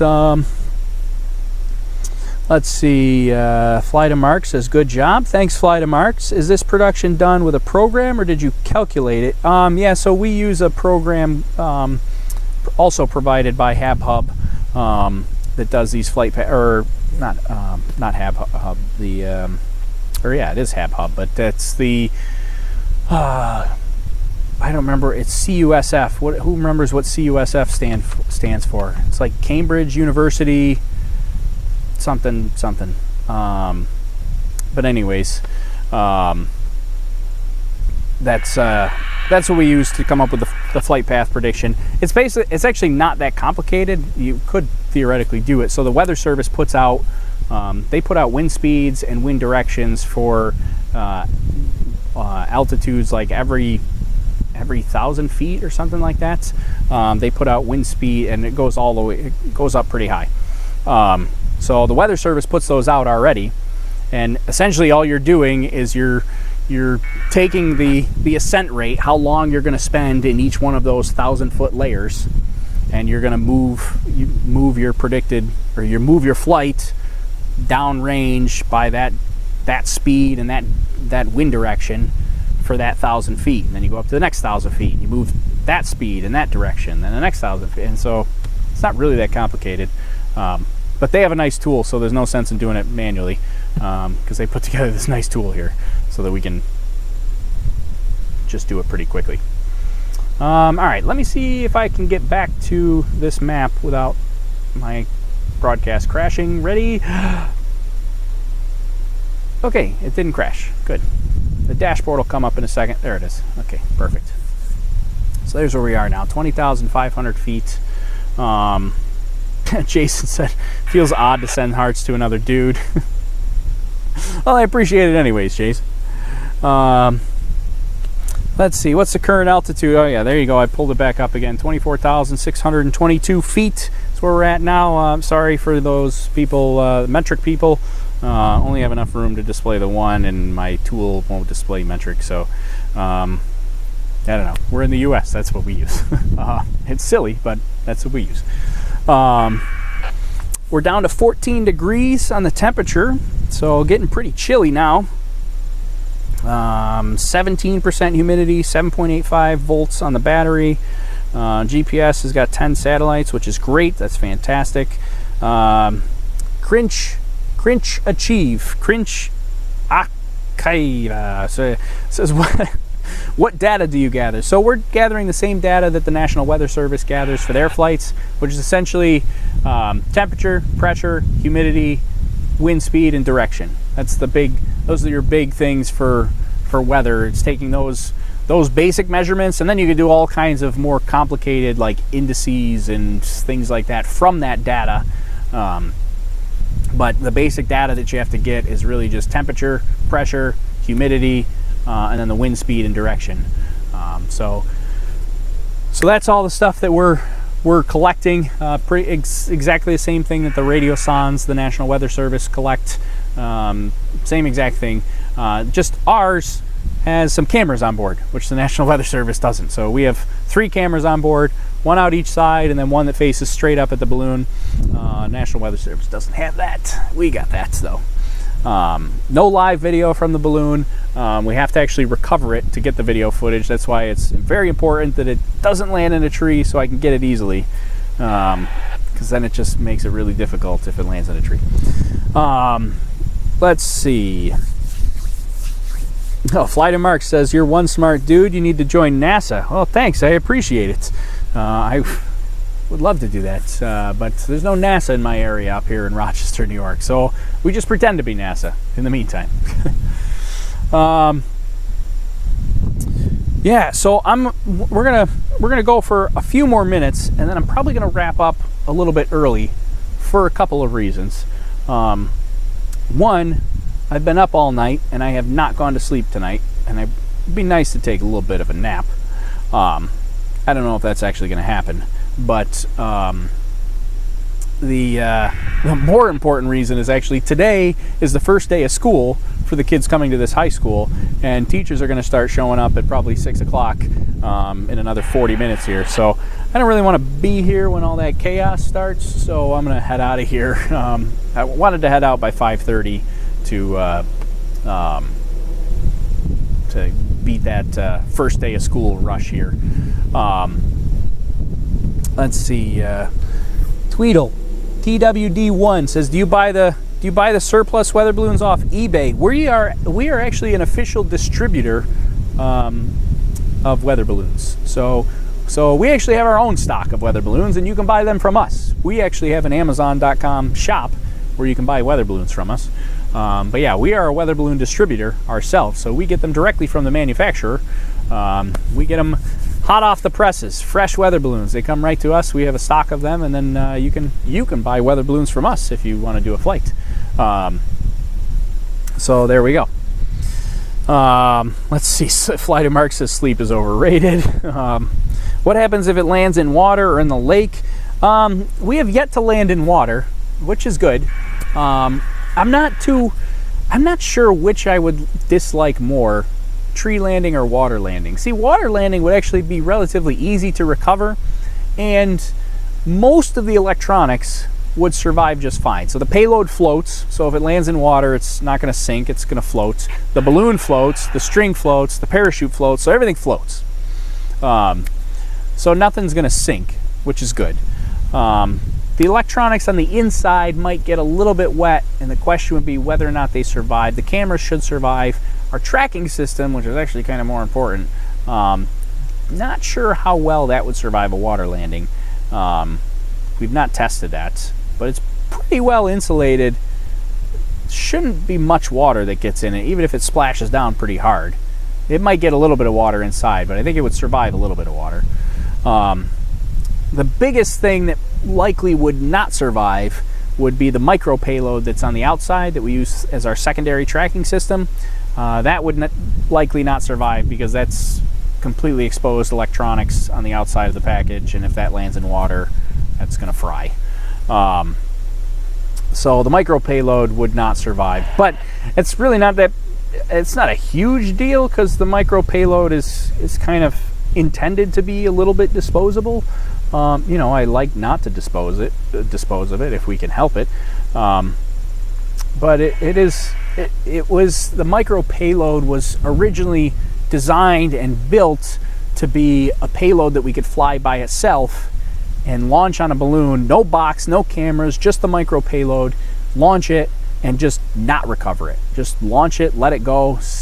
Get your data measurements, and then just where it lands, if it lands in a field, then maybe you go recover it. But if it lands in a tree, then you say, well, forget it. We're not even going to try. So that was the intent. It's still not quite cheap enough as far as the cost goes. We got to get the cost down in order for that to be really disposable. Because the micro payload's about $100 right now, which is a lot less expensive than the bigger tracking computer. But still, $100 is not, you don't want to just be throwing away $100 here and there. I mean, I'd love to get it down to like $30.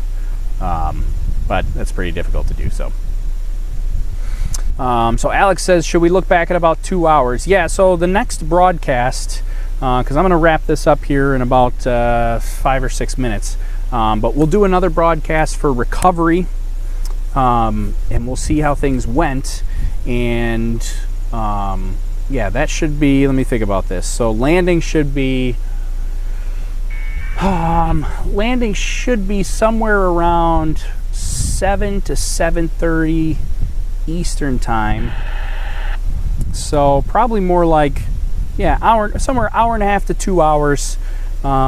Keep an eye out for the next broadcast. So you may want to head to, if you're on the YouTube channel, subscribe, maybe hit the little notification bell, so you get notified when we go live on that, because a lot of the weather when I go live really depends on what kind of situation we're in when we land, and what I have to do at the landing site. So there's some variation as far as when we go live for landing. But yeah, subscribe to the YouTube, hit the little notification bell, or you can go on Periscope. You can do the same thing on Periscope too. You get a notification when we go live there.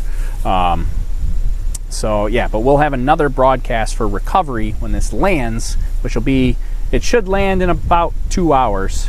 So, so yeah, keep an eye out somewhere in that range. About 2 hours from now, when it's expected to land. I'm hearing either talking or animals behind me. Oh, I think it's just a dog. I was like talking and I'm hearing something behind me. It was freaking me out a little bit, especially being in the middle of the night. So yeah, there we go. Let's see. Saber show tonight. So check out on Amazon. ETA for landing. Yeah, about 2 hours. What all is the balloon equipped with? Total cost. Yeah, so our balloon, when we fly these balloons, they're a little bit on the more expensive side because there's 3 cameras, big tracking system, and then 2 other tracking systems. So our balloon is probably somewhere around like $1,500 when you get the balloon, the helium, the payload, all the electronics, the cameras, all that kind of stuff. It's about $1,500 US dollars. So but you don't have to go that big. You can go smaller if you do your own flight. You could probably do your own flight for about $700. But our flight has 3 cameras on board, temperature sensor, pressure sensor, humidity sensor, the GPS for positioning, the radio transmitter, so that's how we're actually getting this data and we know where it is and how high it is. There's a radio transmitter on it. I think I said it's got the 3 cameras. It's got all the batteries we use are all rechargeable batteries. So these are the batteries that are in it now are the same batteries that we used on the last flight and the same batteries from the flight before that and the flight before that. I think we've used the same set of batteries since flight 5, which is fantastic. Because the first 4 flights we were reusing batteries every single time or buying new batteries every single time. But now we have rechargeable batteries that work great. So yeah, that's about it. I think that's what's on board. So, do you leave the replays up on here? Yes, a Periscope question. Yeah, I don't take the replays down. I don't see any reason why to take them down. So yeah, they'll stay up there. So all our broadcasts, if you want to watch the replay on Periscope, you can certainly do that as well. You just don't get to chat and have witty banter with me. Let's see. I'll catch the landing replay. Go get some sleep. Thanks for the scope. Yeah, thanks for tuning in. So Jason has an interesting question. It's something that I definitely want to address. Would an inexpensive cell phone work? They are cheap and have pressure sensors and such as well. Not really. Yes and no. If you can use a cell phone, but there's a couple of asterisks for if you're going to use a cell phone. Number one, just like when you're flying in an airplane, it's still against FCC regulations to have your cell phone turned on, at least the data turned on while it's in flight. So while your cell phone is flying on board the payload, you got to put it in airplane mode, just like you're on a plane. So if you're gonna fly a cell phone, really the only way you can do it with a cell phone is you got to write a custom Android application, which we actually did. But it has to automatically turn on airplane mode when you launch, and then you set a timer. It's usually you have to do it longer plus a buffer for what your flight time is actually going to be, and have it automatically shut off airplane mode when it lands. You could potentially collect some of the pressure and stuff like that. You might be able to do some camera operations with a cell phone, but you can't do in-flight tracking with a cell phone because you have to turn off. You got to put it in airplane mode. And cell phone towers are all pointed down at the ground, so even your tallest cell phone tower, the antennas are pointed downwards towards the ground. So once you get above, here we get above like 3,000 feet and you lose cell reception. Some places you might get to 8,000 or 10,000 feet, but then you're going to lose cell reception again. And then the other problem is that, so then you lose cell reception for the whole flight. But then the other problem is you're relying on your landing spot having cell reception, and you can land, you could be 20 feet and you'd have cell reception there, and over here you don't because you're in some trees or in the bushes or something like that. So a cell phone it's a good backup option. It's not a good primary option because they can be inexpensive, which is nice, But you got to do a lot of work to do the whole airplane mode thing, and the tracking is not great for them. So, but good backup option. So there you go. All right, so it's 5:30, which is when I said I wanted to wrap up. I still got to pack everything up myself, throw it in the car, and I want to try to get out of here by 6 o'clock so that I can beat the first day of school rush that's coming in. So yeah, we're gonna pack it all up and get going. But come on back, subscribe, like, hearts, all that kind of stuff. Come on back in a couple hours and find out where how the recovery went, and we'll see what kind of situation we're in when this thing comes down to the ground. And if you want to follow along, right over here is the map, overlookhorizon.com/map. You can follow this yourself. Works pretty well on a phone too. So yeah, head right over there. And we do have our landing predicting software. Hopefully is going to work today. It didn't work on the last flight, but hopefully once you get balloon burst, then you'll see the red X on our map show up, and that's our built-in landing prediction software. The balloon is basically going to predict its own, it's predicting its landing based on the measurements that it takes. So we'll see how well that works. So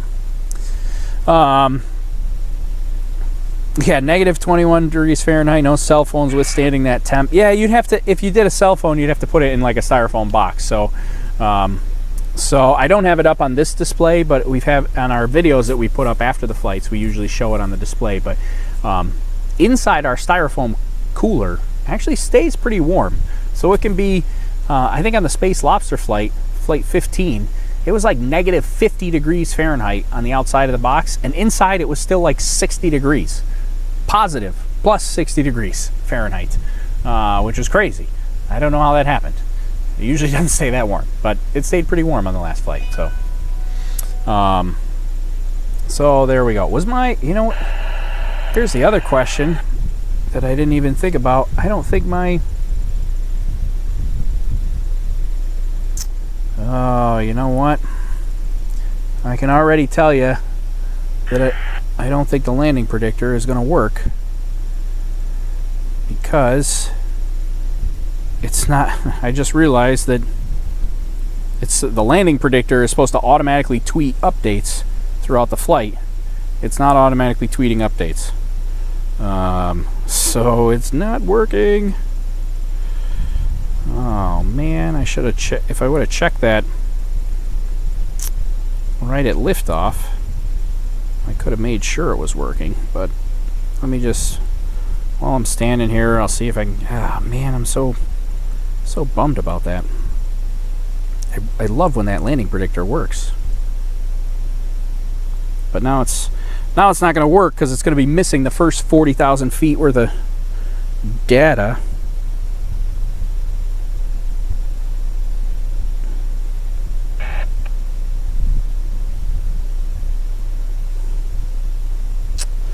Oh man, all right, bear with me 1 second. I'm restarting the landing prediction software because it froze up. I don't know why it does that. Guess it's poor software engineering. which is me. I do that.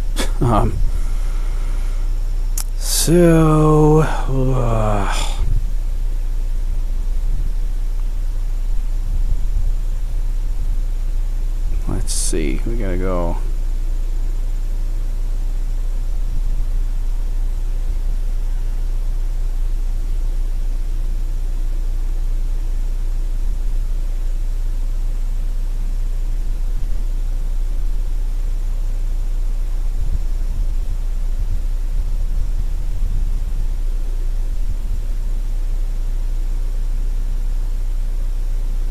Alright, well it should be running now. I restarted it. It's the prediction is gonna be bad though. Because it's not. It's frustrating. Yeah, so now it just automatically tweeted liftoff. Yeah, it lifted off like 40 minutes ago. That's annoying. I should add that to my checklist to check that right before liftoff. Because I don't do that. So I'm gonna do that for next time. Check the landing predictor before liftoff. Okay, well that's it. I'm already 5 minutes past when I wanted to end this, because I want to get wrapped up and packed up and out of here. Let's see. Yeah, you're a Weather Channel natural. Do it. Yeah, thanks. I appreciate it. Fly to Marks on Periscope. Appreciate the kind words. I'm really excited that all you guys happen to join me for today. I can't believe that so many people joined in. I thought it would be ghost town tonight since it's in the middle of the night. So I'm actually really excited that everybody decided to join today. So thanks everybody for hanging out. That really actually made it quite exciting. I thought maybe it would be kind of boring for myself if I was just talking to myself and nobody was here, but so glad that everybody joined in. So I'm going to pack things up. We're at 40,000 feet. You can track it yourself, overlookhorizon.com/map, and then check back with us here in about 2 hours or so. You know, maybe a little, it could be a little less, could be a little more, not sure. It really depends on what that landing looks like. Yeah, you can, we've also got a Discord channel, so if you haven't heard from me in a while and you want to be like, where are you? Feel free to strike up a conversation on our Discord channel. I think there's a link in the description below. If not, I think you can just go to overlookhorizon.com/discord, and that'll get you to our Discord channel too, if you want to join the conversation there, or if you want to chat with the other balloon trackers, you can do that as well. On our Discord channel. So if there's anybody there at this time of day. So anyways, I'm gonna wrap it up, and we'll see you guys here shortly in roughly about 2 hours. Everybody think positive thoughts. Send over some Periscope hearts for landing in a nice open field. That's what we want. Nice open field. Easy recovery. I pick it up, I go home, and we can take a look at the photos and videos and see how this actually turned out. I'm starting to see some twilight out on the out in the distance, so this is going to be fantastic. I'm excited for this. We're at about 40,000 feet, and it's just starting to get to be twilight, so this is going to, hopefully this is going to be great. Looking forward to those sunrise images. All right, that's it, everybody. Thanks again, and I appreciate you hanging out, and we'll see you guys all in a couple of hours, hopefully in a nice open field. All right, everybody, my name's Tori. This is Overlook Horizon. Thanks for joining us. See ya.